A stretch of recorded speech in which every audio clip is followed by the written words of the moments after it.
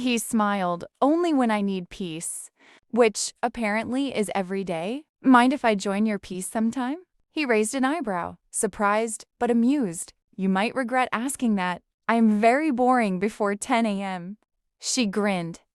So am I. We'll balance each other out. And just like that, it began.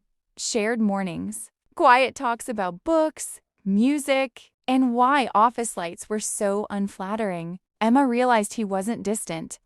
He was thoughtful, the kind of man who listened carefully, who noticed details no one else did. Once he told her softly, "You have this habit of tucking your hair behind your ear when you're nervous."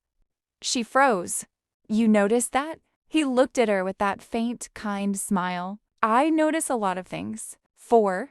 Rainy evenings. It was a rainy Thursday when everything changed. The office had emptied early. Thunder rolling outside the tall windows. Emma was still at her desk, finishing a presentation due next morning, when the power flickered. A moment later, Daniel appeared beside her, holding 2 cups of coffee. "Guess we're the only survivors," he said, setting one down beside her. She smiled, tired. "Seems like it." They worked side by side for hours, the rain tapping against the glass. At some point, the conversation drifted from work to life, from small talk to real talk. He told her about his younger sister who lived across the country. She told him about her parents' bookstore back home and how she missed the smell of paper more than anything. When the clock struck 9, he looked up and said, almost softly, I haven't enjoyed an office evening in years." She met his eyes. Maybe it's the company. Something unspoken hung in the air, something warm and quiet and fragile. Neither moved closer, but neither looked away either. 5.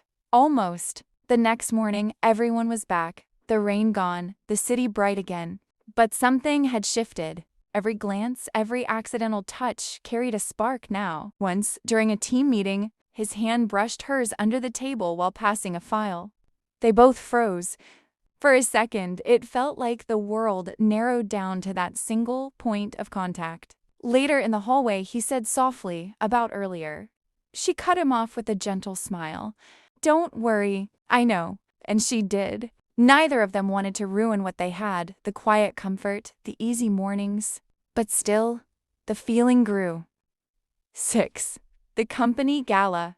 The company's annual gala came around 2 weeks later. Emma almost didn't go. She wasn't good at fancy events. But her friend from HR convinced her. When she walked into the hotel ballroom, wearing a soft lavender dress, she caught him looking at her from across the room.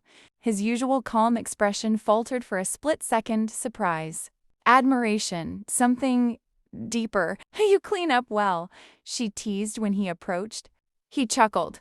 "You're not supposed to outshine the rest of us. It's unfair." They danced once, slow, quiet, the music soft around them.